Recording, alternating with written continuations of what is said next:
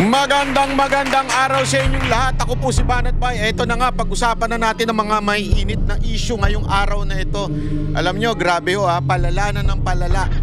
Hindi ho yung baha. Ang mga tangang politiko sa Pilipinas, mga tarantadong mga politiko sa Pilipinas, palala na ng palala mga utak nila. Kasi ho, meron diyang isang mambabatas, abay, mantakin mo, bahang-baha na sa Cebu, ang sinisisipay ang Dolomite Beach.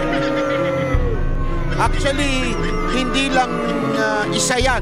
Marami silang tatanga-tanga dyan na para bagang sinasabi nila ang pagsasaayos at paglilinis ng environment ang isa sa dahilan ng pagbaha. Gago! Pero alam mo mga kababayan, meron silang isang common denominator. Ika nga, meron silang pinagkapareho. Ano ho? Pare-pareho silang dating,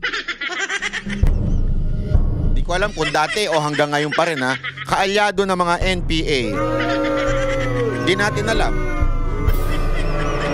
Basta ang alam ko, dati silang mga membro ng mga Democratic Front. Alam naman natin, CPP, NPA, NDF yan di ba?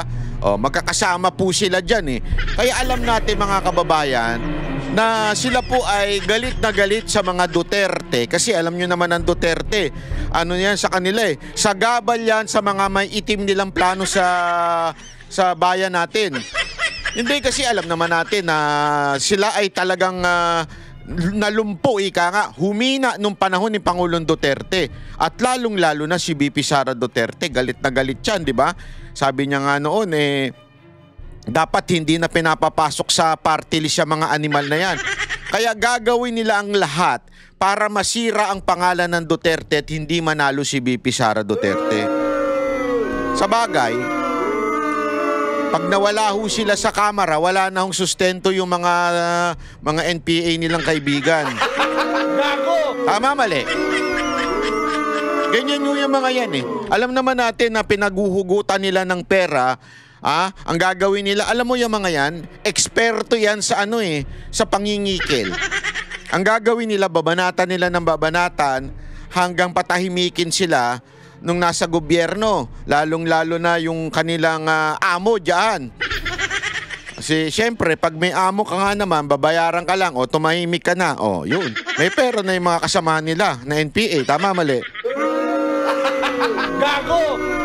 Kaya mga kababayan, natin to, bantayan natin to, dapat talaga manalo si VP Sara Duterte. Pag hindi yun nanalo si VP Sara Duterte, tuloy-tuloy na lumalakas itong mga CPP, NPA, NDF. Alam nyo, humina na ito nung panahon ni Pangulong Duterte. Diba? Dahil dyan sa NTF-ELCAC, talagang matitindi sila. Pero nung as soon as nawala si Pangulong Duterte, ang una sa mga inusig nila ay walang iba kung hindi si Ka Eric at saka si Doc Lorraine na siyang talagang nagsiwalat ng mga kasinungalingan nitong CPP, NPA, NDF. Yan ang una nila.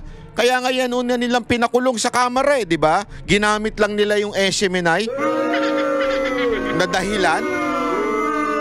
Pero ang totoo niyan, galit na galit to sila doon kay Ma'am Lorraine at saka dito kay Ka Eric dahil nga naman binulgar ang mga propaganda at kasinungalingan ng CPP, NPA, NDF. Naku po, pambihirang buhay Ganyan talaga sa Pilipinas di ba?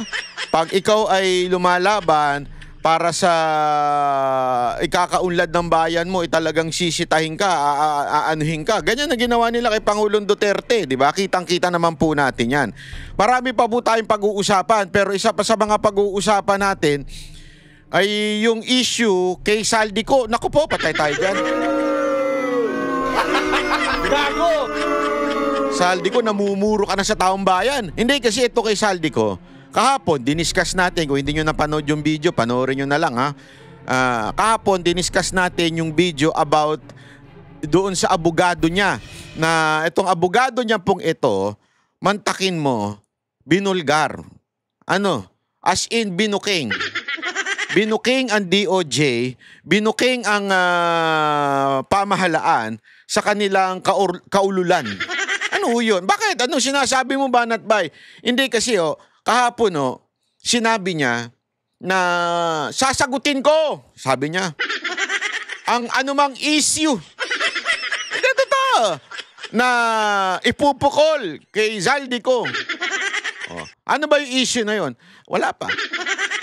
Putang ina niyan. Sa haba-haba ng panahon na kaliwat kanan ang balita, propaganda, kaliwat kanan na sinasabing itong administrasyon na ito ay lumalaban sa korupsyon, lumalaban dito sa mga ghost control project niya, ghost flood control. Pambira, hanggang ngayon pala wala pang kaso ang animal.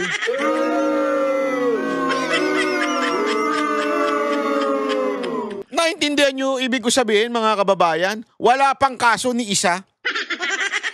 Ano yung mga pinagsasabi nila dyan sa social media, sa mga balibalita? Ay wala, pautot lang pala yun. Ganong katarantado itong gobyerno na ito. Ang daming sinasabi na kesyo, labang kami. Sino ba nagsimula ng anti-corruption? Di ba? Si Marcos? Ganyan-ganyan pa sila, di ba? Di ba? Pero ngayon, mga kaibigan, wala pala ho. Wala pang demanda. Wala pang nangyayaring demanda. Ang lupit, di ba? Ibang level. Ibang level kayo. Hindi ko talaga maintindihan. Ibang level ho ang ginagawa nito. Sige, pakinggan nga natin. Ito. Alright, now let's move on to Zaldico. Bakit hindi pa po nakakasuhan si Zaldico?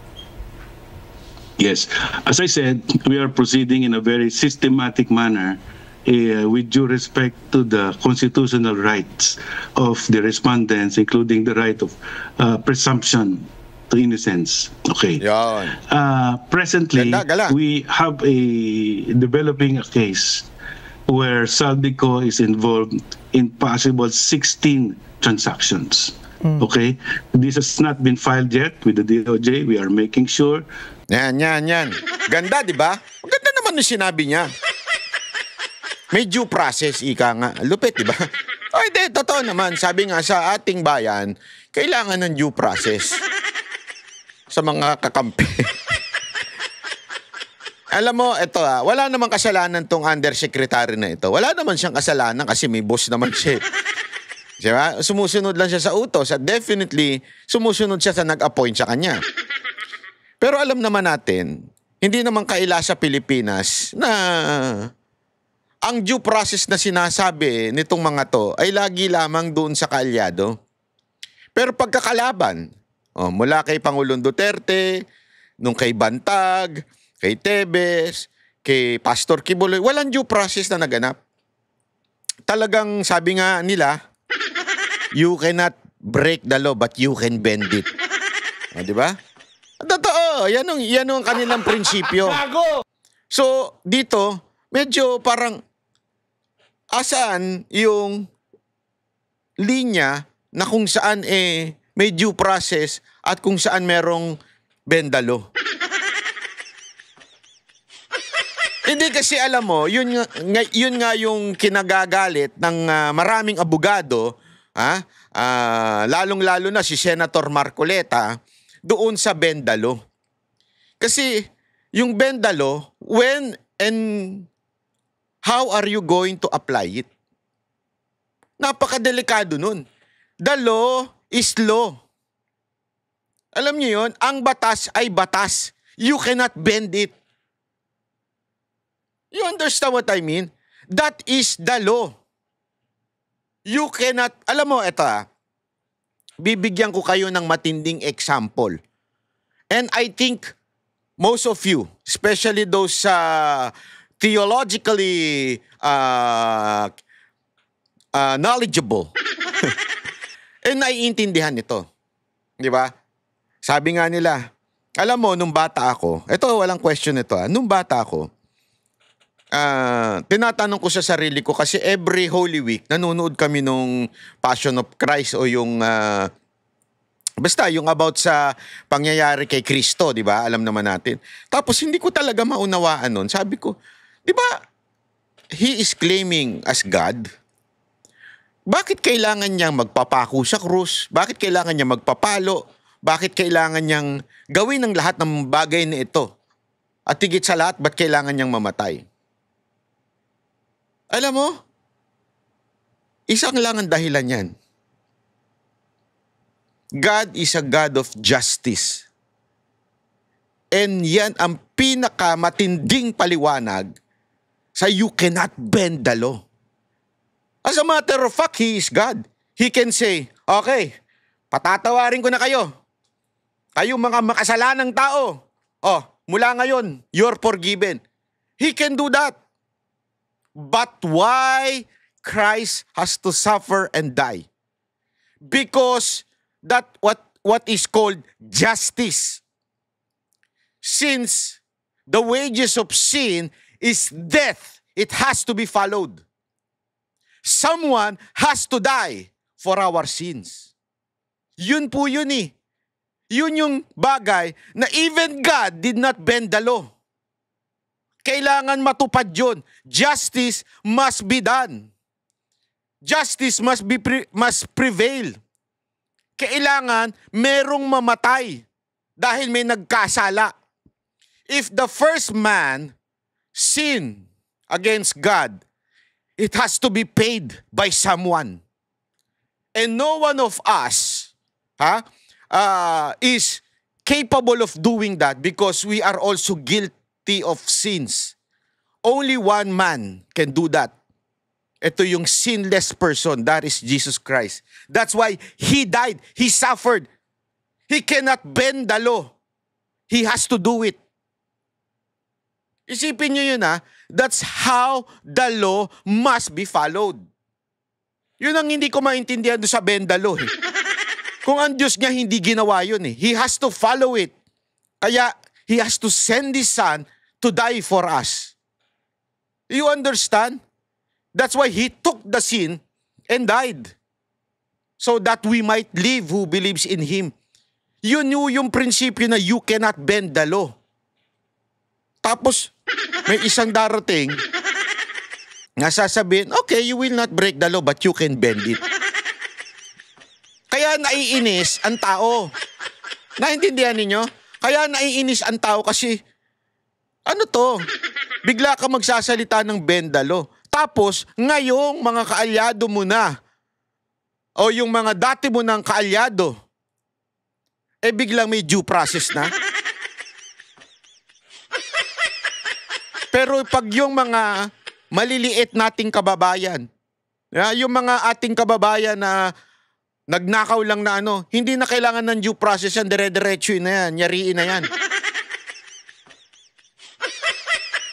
Tapos lahat ng mga oposisyon, wag na padaanin sa due process yan. Pasensya na po pasensya na Yusek, I'm not against you but against your bosses. Ganito lang kasi, hanggang you cannot explain to us na etong due process ay hindi nasunod kay Pangulong Duterte. Even the Supreme Court says that. Hindi man sinabi ng Supreme Court na directly using the Duterte's case. Pero alinaw na sinabi ng Supreme Court about extradition. He has to face the court. Second, he can bail. Andun yun, alinaw nun, no? May panahon siya para magpaliwanag. Supreme Court na po nagsabi niyan. And that is exactly what happened to PRRD. Biglang dinala. Hindi dumaan sa korte, hindi binigyan ng chance bigyan ng counter affidavit. Simple lang naman yan eh.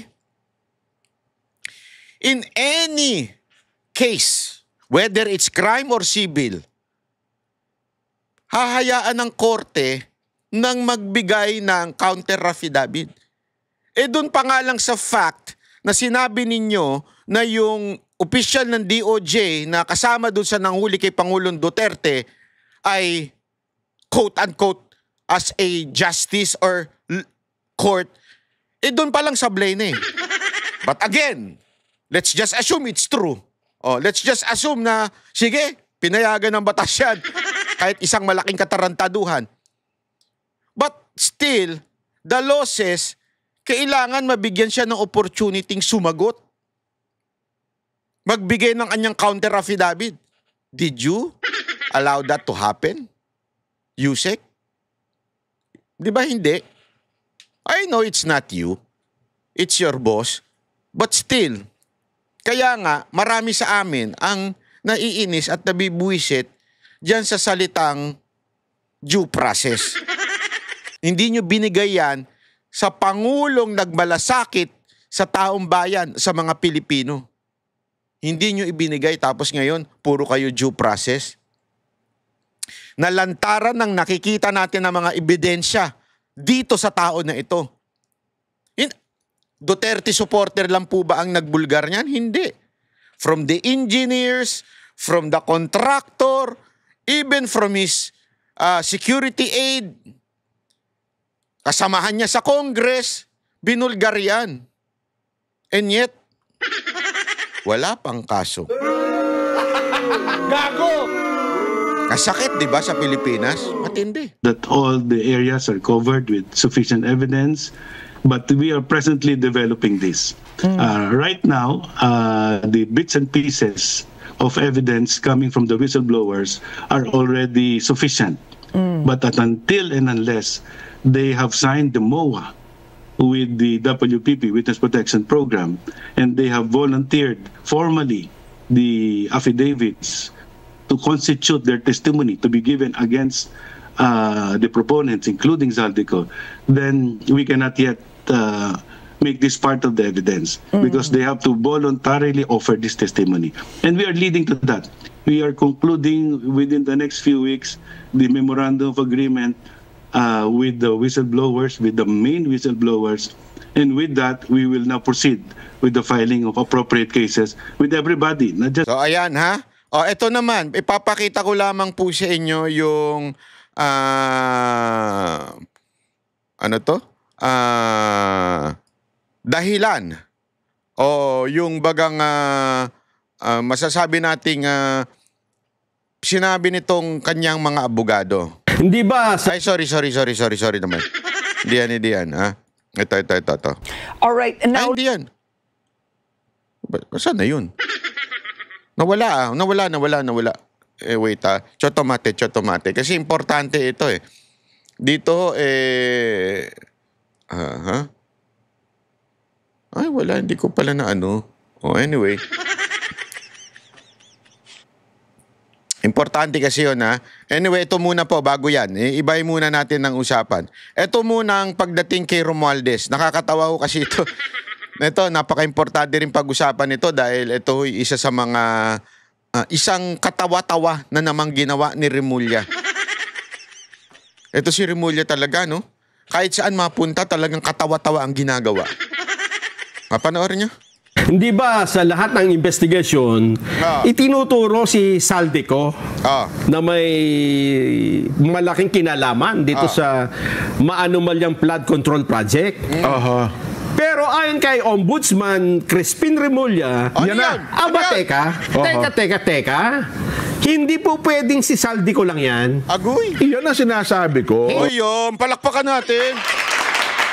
Tama, palakpakan pag mali banatan. Hindi lang daw naman si Zaldico. Sino pa ba? Hindi pwede. Pwede bang si Zaldico, ang chairman ng House of Appropriations Committee, pero yung mas mataas sa kanya, walang alam dyan? Kasi siya, napakatagal ding congressman ni Congressman Boying Remulla bago naging DOJ, bago naging ombudsman. Sabi ni Ombudsman, hindi pwede.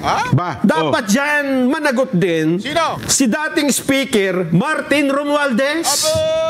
Teka lang, di ba ang usually naman? Palakpakan natin. Dapat din daw managot si Romualdez. Ang lupit talaga. Ibang level. Kailangan. Yeah? Ang galing naman, ang galing. Palakpakan natin yan. O sige, tuloy niyo. Ang mga House leadership, binoboto ng kapulungan yan eh. Di ba? Ganun ang anong paliwanag niya. Bakit? Siyempre... Dahil siya daw ang naglagay ng chairman ng House Appropriations Committee. Ayun. Kay Saldico. Kaya yan naupo sa pwesto. Choice niya, tapos binoto sa plenaryo. Kung sino yung gusto ng speaker, siyang masusunod. Ayun. Hindi ba? Tama yun, tama. Kaya dahil dyan, ang sabi niya, kung kakasuhan si Saldico, kakasuhan din ng ombudsman si dating Speaker Romualdez. Yung palakpakan! Gago! Aba, kakasuhan daw si Romualdez. Ang sinasabi ko, Boying Rimulya yan? Boying Rimulya yan? Ombudsman ito. Aba? Mabigat. Ito ang dating DOJ Secretary. Mabigat. Ito ang nagsabing, yes, you can bend the law to please the people. Yes, sir. Yes. Hindi, mukhang sa tingin ko, kung talagang desidido siya at interesado, abay, gawin siguro. Di ba? Ano ang dapat mo na itanong dyan? Kailan nila kakasuhan? Talagang kakasuhan ba talaga nila? Kakasuhan. Aba? Si Saldico at si Speaker? Sabay-sabay yan. Aba, di nga. Lupit, Paano ngayon ito? Isa pang tanong. Ang isa pang Sana tanong. matarget mo yun. Para sa sagot na ito. Ako, hindi ko alam eh. Di ba may kaso, kailan? Ano pa ang dapat mo itanong? Ano ikakaso? Ayan, sabi natin. Yan. Baka magdiwang yan ng... Kasi sabi ni Ombudsman Boying, may mga magdiriwang daw ng bagong taon sa pulungan eh. Ano ikakaso dyan? Tingnan natin kakaso dyan. Tingnan natin Tingnan natin. Kasi, sabi, di ba, tama naman yung sinasabi nila na sabi ni Boying, meron daw mga ilan na magdidiwang sa loob ng bilangguan. Yun. Naku. Yan kaya, kasama na si Romualdez dyan. Yun. Gago! Siyempre, yung mga Gen Z na mga pingtae, sisigaw na naman sila, ikulong na yan, mga kulangot, ikulong na yan. Yan, siyempre, pagka hindi nyo pa ikinulong yan. Tingnan nga natin. Humawa kayo sa inyong mga upuan. Ayan, yan. Hawak. Sige, nakahawak. Magsuot kayo ng seatbelt kung kayo nasa sasakyan. Yan. Sarado ang mga bintana dahil baka may biglang malakas na hangin. Para baka mabigla na naman ako dyan. Magugulat ka rito. Seatbelt. Ano ang ikakaso ng ombudsman kay dating Speaker Martin Romualdez? Kasi may mga wala naman ako kinalaman sa pagbuo yun eh. Kami huy sa leadership ang 2 taon lang bumubuo niya. Hindi.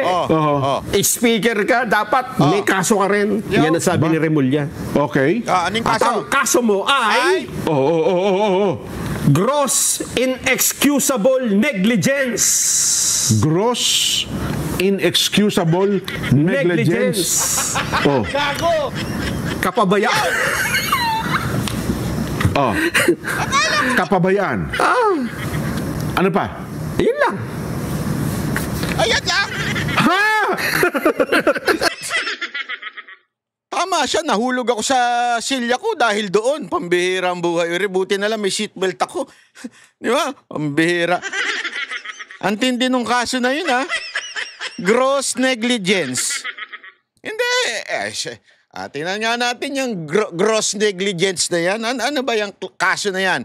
Tanong natin yung ating kaibigan na si ChatGPT. Gross negligence case. Okay? Case and penalty. Tingnan natin kung ano yung gross negligence.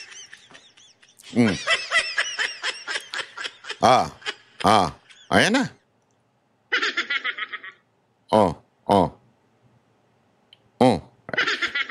Ang lupit. Gross negligence in Philippine law covers negligence as source of liability, quasi-delict, provides that those guilty of fraud, negligence, or delay in fulfilling obligation are liable for damages, recognize gross negligence as equivalent to bad faith in certain situation. In criminal case, gross negligence may result in criminal negligence under imprudence and negligence. So, parang mga may hina lang itong mga kaso na ito. Mukhang, hindi kasi Sabi dito, a public official found grossly negligence may be dismissed from service, suspended, or fined under... ganun. Gross negligence of duty, dismissal from service with loss of benefit and disqualification. Yun lang. Hindi, alam nyo mga kababayan, ha? Alam nyo kung bakit ito ang kinaso. Pinapaliwanag ko na ito kahapon, eh. Ito ang kinaso dyan. Kasi, alam naman natin, yung chairmanship ng Committee on Appropriation, yan ay pinagbobotohan. So, kayang-kayang tablahin ni Romualdez yan at sabihin niyang, sandali, speaker lang ako dito. By law, hindi kasi pwedeng by theory lang by law, ako speaker lang at hindi po ako ang naglalagay ng chairman ng appropriation. Yan yung pinagbobotohan ng body. So doon pa lang, lusot na kagad. Gago! Kaya tuloy natatawa itong dalawang idol natin eh. Delayed reaction. Nakakabigla na. Mamaya pakinggan natin mismo. Walang hindi nga krimen to. Hindi, baka graft and corruption, plunder. Excusable negligence lang. Negligence. Unexcusable. Gross unexcusable. Pinano lang pinalala lang. Pero hindi, kasi unexcusable Hindi mapapatawad na kapabayaan. Pero durahin mo na yung adjective na yon. Negligence ho ang kaso. Kapabayaan. Parang sila mo gumakasalaysay. Yan lang. Magpaliwanag ka. Talaga naman, Ombudsman. Naku po, patay tayo dyan. Talagang sablay na sablay ho itong inaano ng Ombudsman. Kaya tuloy natatawa itong mga idol natin dahil kitang-kita naman po natin, di ba? Ay, nako. Anyway, matindi ho. Ito. Itong isang ang lupit nito. Sandali Medyo muntika na silang magkasagutan dito nung in-interview niya. Abogado nung ni Zaldico. Ang lupit ng usapan nila dito. Itatagalog natin kasi English po ito. Alam mo naman tayo, yan ang ating major. Major sa ating kolehiyo. Major in English speaking. Yeah? Talay. Attorney Roy Rondain. Attorney Rondain, thanks for taking our call. Welcome to the program. Thanks for having me, Carmina. How are you today? I'm good. And yourself? Good, thanks. All right. So I watched your press conference yesterday, Attorney Rondain, and you said several times there that you had to speak up because the narratives are being skewed. Yeah. Let me cut to the chase, right. Attorney Rondain. What is the truth according to your client? Grabe magtanong din itong babaeng to. Itong babaeng to medyo may pagkamalupit magtanong ito. What is the truth according to your client? It's not the truth. It's supposed to be the truth. The truth is not a parang may ang tawag doon, merong parang hinaluan mo ng opinion. Hindi. Truth is truth. Hindi mo pwedeng halimbawa, sinabi ko ito ay kulay dilaw, di ba? Kahit ang opinion mo sa side mo, ay sabihin mo, ito ay kulay pula. Hindi, nagsasama lang minsan talaga ang dilaw at pula. Pero ito ay dilaw. Kahit anong gawin mo, dilaw ito. This is the truth. There is no another way of saying this. Di ba? Na yan ay kulay pula. Hindi. Pareho lang sila ng prinsipyo sa buhay. Pero ito ay dilaw, di ba? Kaya nga dito pa lang medyo sa feeling ko na itong abogado na-adjit na ito. Well, there's no whole narrative because we don't have enough time for me to explain the entire narrative. What I said was we had to recalibrate, we had to correct the narrative because it had gotten so skewed that the people were being misled. I will give you, or my client will give you his entire version of the truth in due time. We're not going to have enough time today, Carmina. Now, give us a glimpse, Attorney Rondain. I mean, it's the first time that we've heard something from your client through you. Well, the first time in months, and people are very curious as to what the truth is according to Zaldico. For example, people have been coloring the term insertions, and they're saying that there's been there is now general belief that an insertion is illegal. And I explained yesterday that it is not illegal. In fact, it's a very colored term that everyone's been doing it since forever. And the fact that it's been done doesn't automatically imply corruption. Now, part of my client's narrative is that he didn't receive any kickbacks, as claimed by some alleged witnesses, and he did not commit any crime. And the fact that he's being persecuted now indicates to me, anyway, that a prejudgment on his case has been made. Everything else in between will take a lot of time because I don't want to mislead anyone. Again, I'm not inclined to do that. Since the press conference yesterday, Attorney Rondain, were you able to speak to your client? Yes, I spoke with him this morning. And what did he say? He was quite happy with the press conference because at least he said that some people... Oo nga naman, kung sobrang dami mong pera, happy ka talaga. Oo. Madami naman talaga siyang pera eh. Liglig, siksik. Di ba? Talaga magiging happy siya. That people will have heard his side and he's hoping that those who are sober enough will at least take some of the things I said and some of the things he wanted to convey to heart and maybe step back and dial down the temperature. Here's the thing though, when you listen to and watch the press conference yesterday, it was really more of explanations, right? And sort of like separating your client from the business, right? And therefore separating what could be his liability. But still there is that anger coming from the people. What does he say? What does he have to say about that anger from the people, Attorney Rondain? Okay, one thing at a time. Separating his personality as a person from his personality as a stockholder. That's not my invention. That's not my legal fiction. That's created by law. That an individual has a separate personality distinct from a corporation of which he's a member. So if a corporation in which he owns stock commits a wrong, he's not contaminated. It's that simple. That's not a legal excuse. That's not acrobatics or anything. That's the law. Separate corporate personality. Okay, let me just cut you there. Sandali. Nagagalit na si ate. Nagagalit na. Ito na. Babanat na.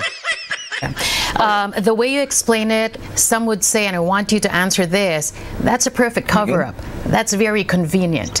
It is the law, yes, but it can serve as a perfect cover-up and a very convenient one at that. Your reaction to that and your defense. Go ahead. It's not a cover that I created. It's what the law says because it's necessary for commerce. Now, if they're saying that it's being used, that the cover is being used as to perpetrate fraud, there's a remedy. They have to go to court and pierce the corporate veil and hold the stockholder liable for the actions of the corporation. It's not ironclad. There are solutions. But you can't blame a person for using a defense that's available to him in law. Now, they're angry about it because... I didn't get the last part of your question. They're angry because I'm using that as a cover? Well, you perfectly answered it already. I was asking you about, your defense to that people might see your explanation as the perfect cover-up or the convenient way out of this. But as you said, there's a way to pierce that corporate veil. Let me go back now to the other question, which is, how does a former congressman see the anger coming from the people? I was hoping that the press briefing yesterday would relieve the anger a little bit, would dial it down. Malabo yun. Hindi, pero in fairness in fairness naman dito kay Zaldico, ako, patas tayo. Kahit yan po, dinimanda tayo niyan. Talagang siya lang ang diniin ng administrasyon na to. Obvious na obvious Para bagang nilaglag na siya. Ito, ilaglag na natin to ng todo-todo sa bangin para lahat ng sisi mapunta sa kanya. Di ba? Parang ganun ang ginawa Para maligtas si Romualdez, para maligtas si Marcos. And I believe the children is the future. I believe may tama itong abogado niya. May tama itong abogado niya in a sense na ito pong si Zaldico talagang lahat ay tila kanya. Kanya yung, alam mo yun, kanya ang sisi, sa kanya lahat ang parabagang siya lang lahat ang may kasalanan. Parang parang ganun eh. At marami ang nadideceive dyan. Ako naniniwala ako may kasalanan si Zaldico. Oo, marami. Lalong-lalo na sa akin. Biro lang. Maraming kasalanan ito. Pero hindi lang siya. Kaya nga may tama itong abogado na sinasabing medyo na-deceive din yung mga tao na tila sising-sisi kay Zaldico. Tama. Hindi lang siya. May kasama pang iba. Dapat ganun. Problema, puro si Zaldico na lang eh.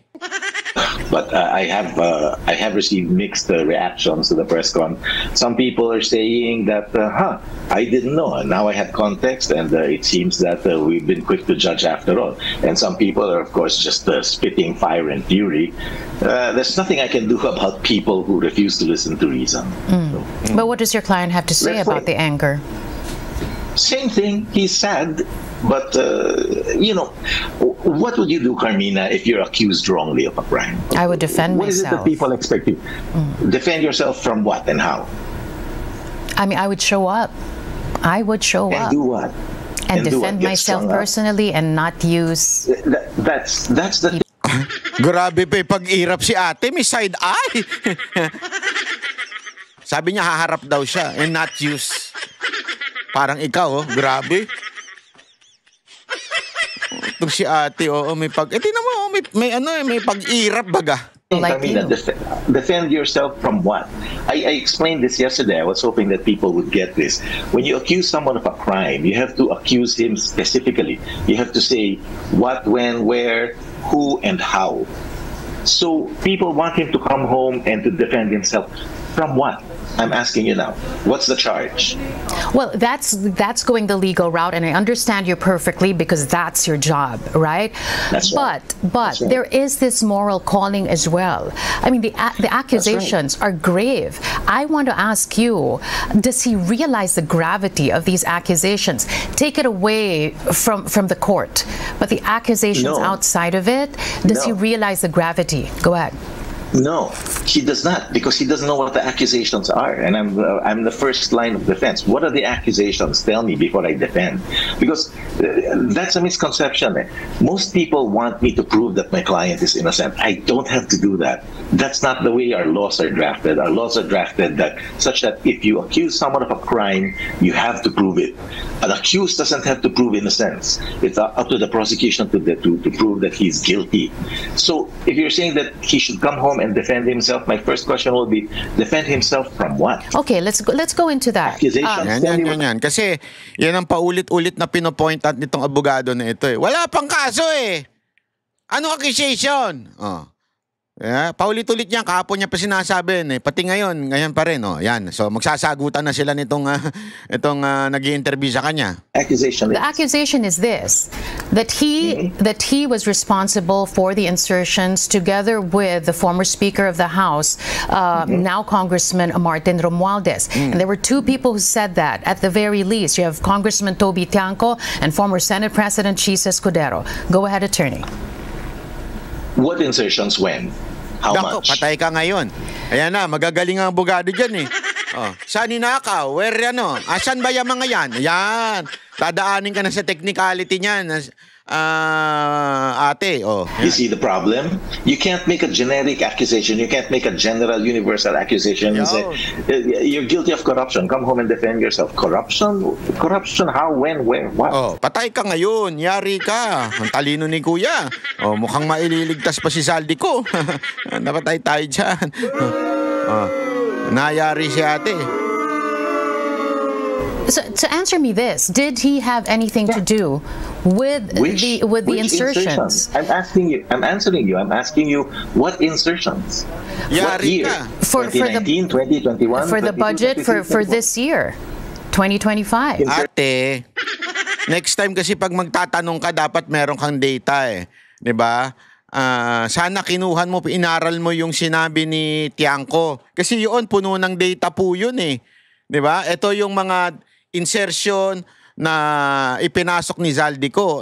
Ako, just saying my dapat ganon. Kasi nga, kung abogado yung i-interviewin mo na malupit, mukhang malupit si kuya eh. Yari ka talaga. Insertions? Which insertion? Yari ka, patay ka. So this is how you're going to defend your client, by going through the line item by line item. Yes, because you're accusing him of a crime, and it's my job to find out what exactly you're accusing him of. There's no such thing. I don't know why this is difficult to comprehend. There's no such thing as a Nadali ka tuloy, hindi ko alam kung anong mahirap intindihin dito. Actually, pumipitik na yung abogado dito eh. Pinipitik niya na yung babae. Pero yung babae man, matikas din sila. Wala akong kinakampihan dito. Basta gusto ko makulong si Zaldico. Pero matigas din yung babae. Tingnan niyo. Universal accusation. If you say that I stole something, I stole millions, for example, you have to tell me where I stole it from, how much exactly I stole, how I stole it, when I did. You can't tell me that I should defend against an accusation of theft or robbery. That's the way it is. Okay, what about being the chairman of the Appropriations Committee? What about being part of the small committee? What about the missing minutes that cannot be given to the public? That's what Congressman Toby Tanco is also saying. Maybe you're confident about saying which insertions, which line item, and all of that, because there is nothing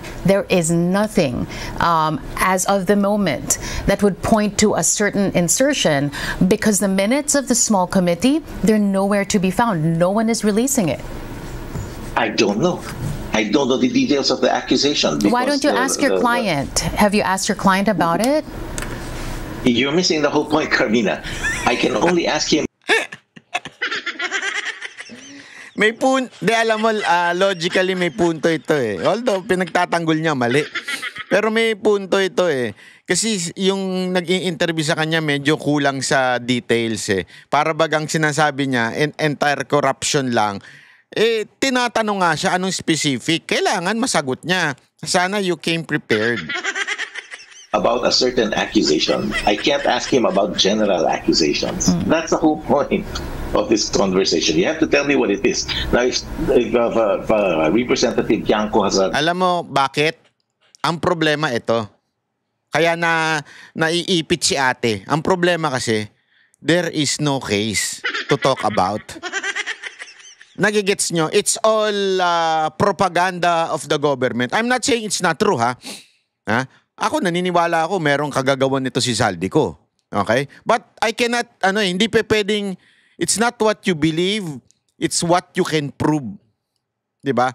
How can you prove if there is no case?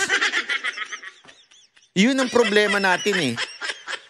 Kaya nga sabi ko sa inyo, yung puro satsat tayo ng satsat, putang ina, walang kwenta yan kung hanggang ngayon hindi pa kinakasuhan ng gobyerno ito. Ang dami pa nilang sinasabi. Para tayong tanga eh. Accuse tayo na accuse. Diba? Salita ng salita tong lintik na gobyerno to. Mahiya naman kayo. Galit kami. Sino ba nauna na gano'n na si Marcos, diba? Pero asan ang kaso? That's why this lawyer is winning in the argument kasi there is no case. Nakikita nyo? Diba? Kaya magaling yung abogado eh. Lumabas siya, wala pang kaso.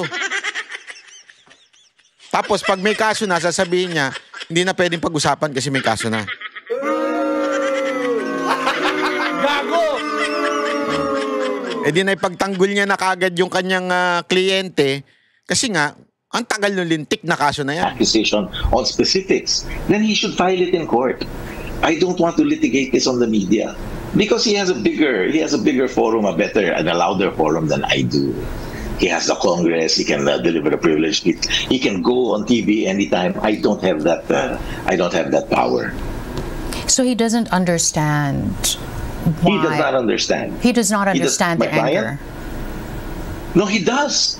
He does. But you're asking me to explain it away. I can't because I don't know what the accusations are. No, but how does he take this whole situation? What is his appreciation and understanding why what is happening is happening to him? he feels very bad that there's a lot of anger, but he doesn't understand why he's the target. Because you're saying, I know what you're going to say. You're going to say because he hasn't answered the accusations. And I'm going to say again, what accusations? When did your client feel that, the tide was turning against him?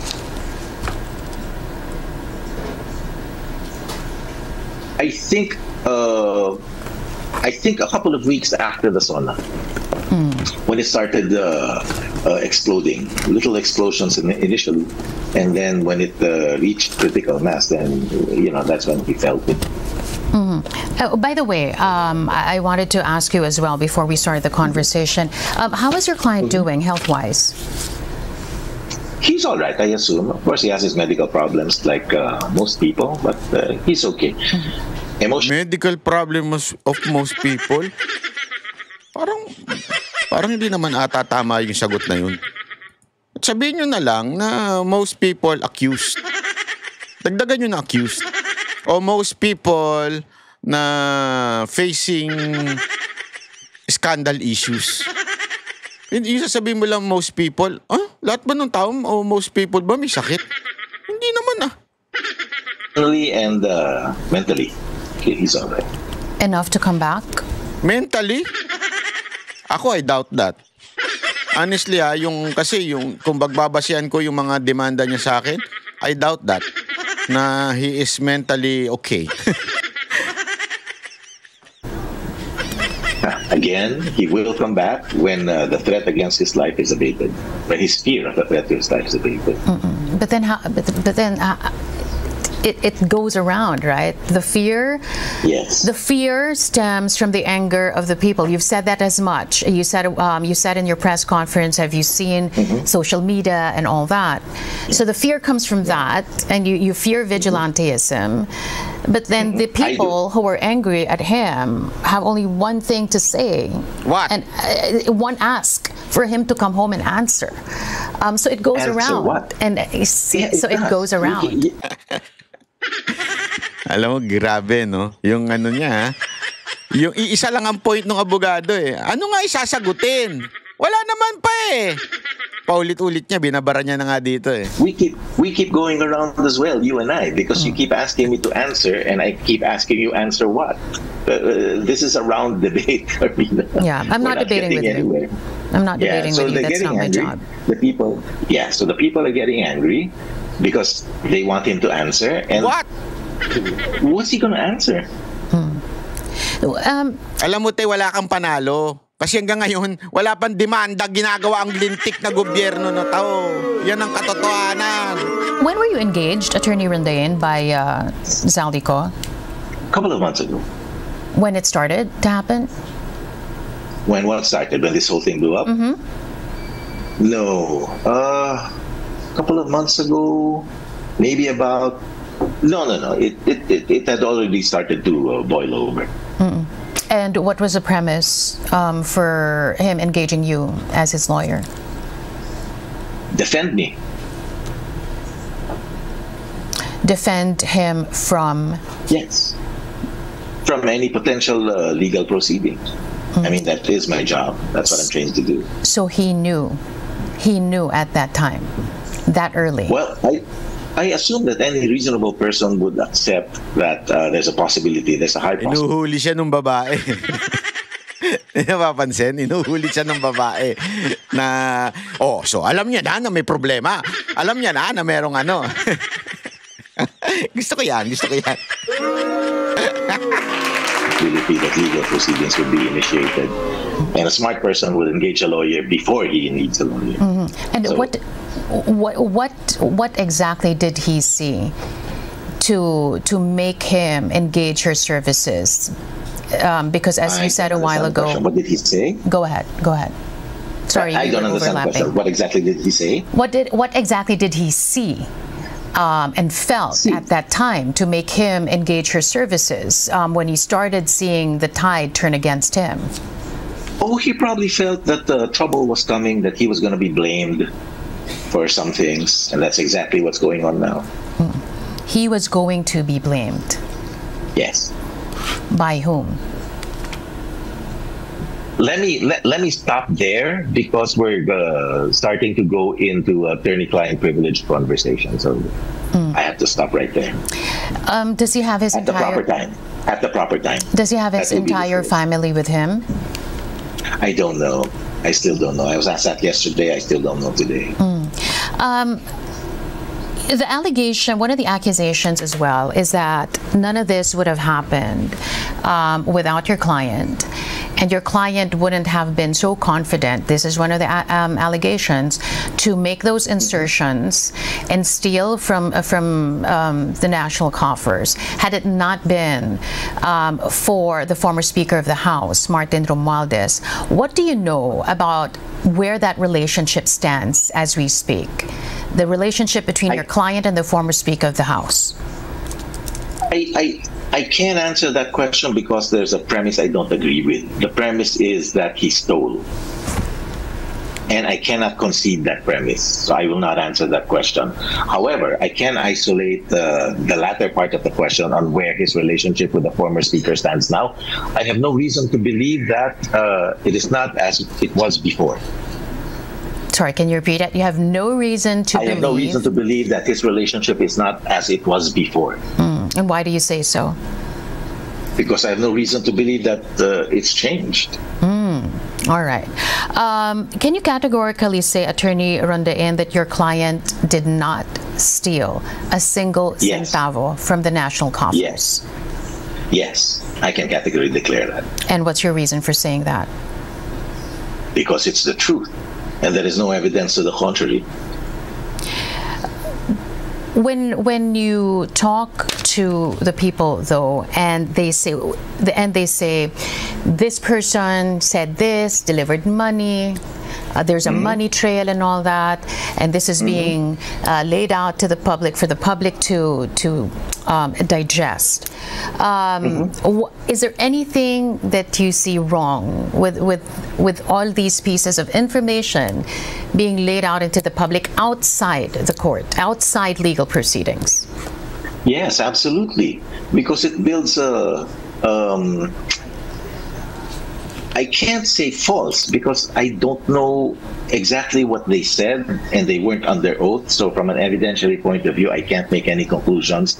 But it builds a dangerous situation where people might believe otherwise inadmissible evidence, and it creates a false narrative. That's what I was trying to explain yesterday. For example, we're already assuming that money was delivered to my client because this guy said so, and that he stole billions from the government coffers. You see, that's a problem. We're building a narrative around evidence which has not been vetted and which might be inadmissible, which might be untrue to begin with. So yes, there is a problem with admitting statements like that outside of a court of law. Let me just go back to what you said a while ago. Your client felt that he was going to be blamed. Why did he feel that way? Without disclosing too much, he was chairman of the Committee on Appropriations, and he did his job. He did what was incumbent upon him as chairman. He didn't cut any corners. He didn't do anything else. He did what was incumbent on him. And if something about the budget blows up, who are they going to blame? The chairman of the Committee on Appropriations. Yan po kasi yung alam mo mga kababayan, ako talaga 100% naniniwala ako na may pananagutan po si Zaldico bilang chairman ng appropriation. I understand, talagang meron siya.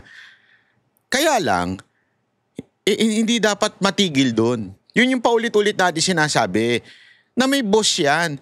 Wala namang magagawa ang isang chairman hanggang hindi sasabihin ng speaker. Yan po ay knowledge na ho yan, public knowledge na po yan sa Kamara.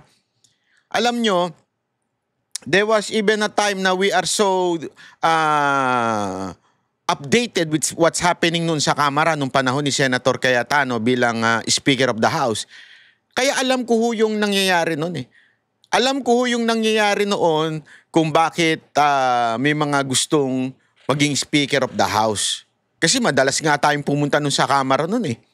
Tapos nakikikwento sa akin ng mga congressman, marami tayong nakakausap doon. And sabi nila, it's really the speaker. It's unlike the Senate, which is fewer tapos botohan. Kahit pa paano, 'di ba? Madalas nagkakaroon ng diyan. Coup sa Senate President kasi nga mas madali dahil konti lang sila. Unlike dito, marami. So, ang lakas talaga nung speaker.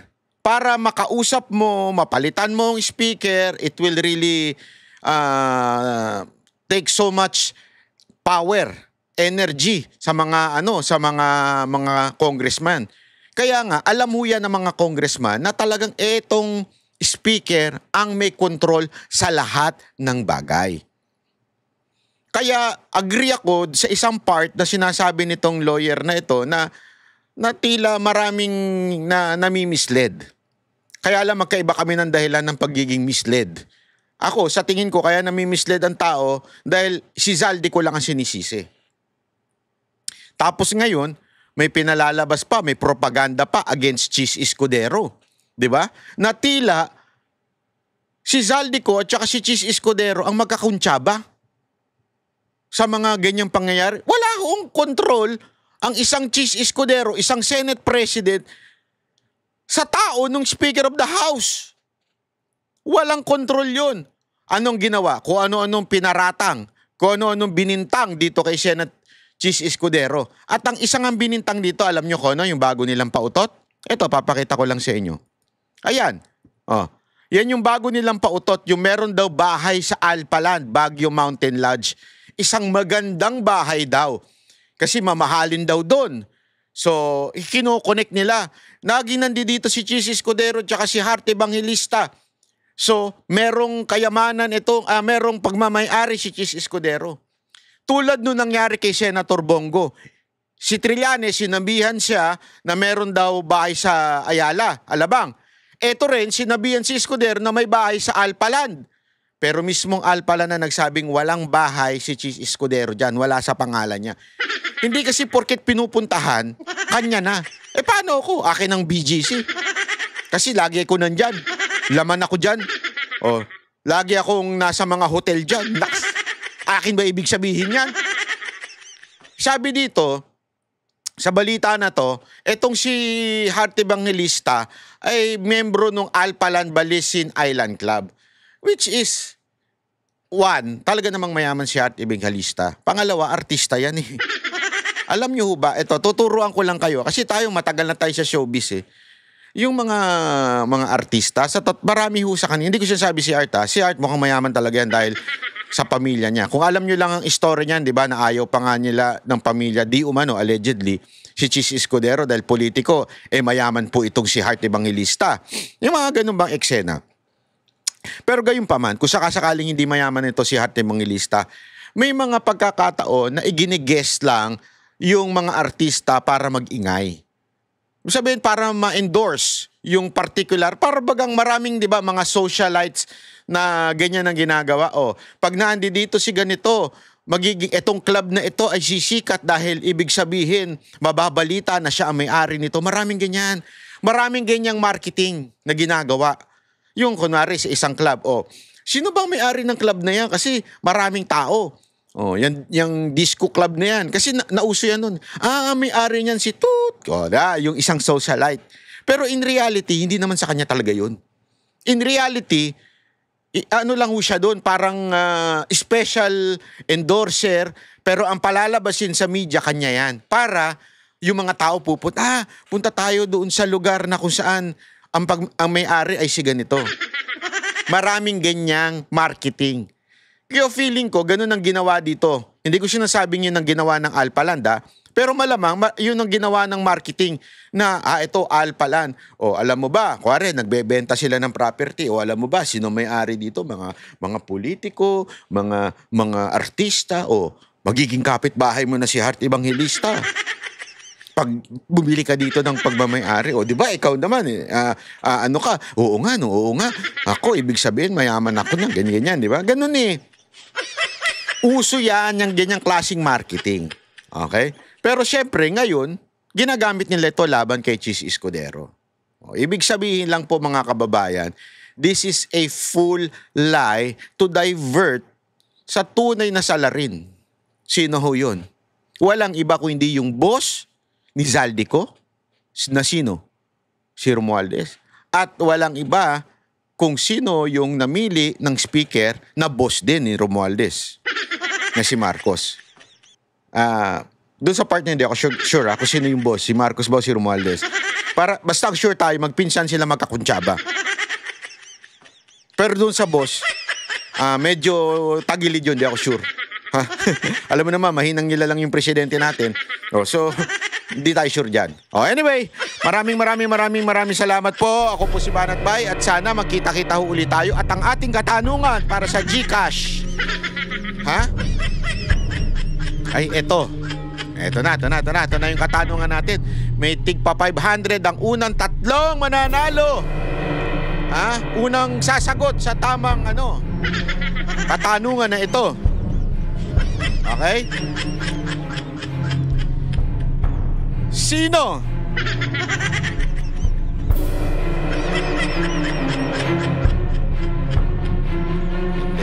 Hindi sino.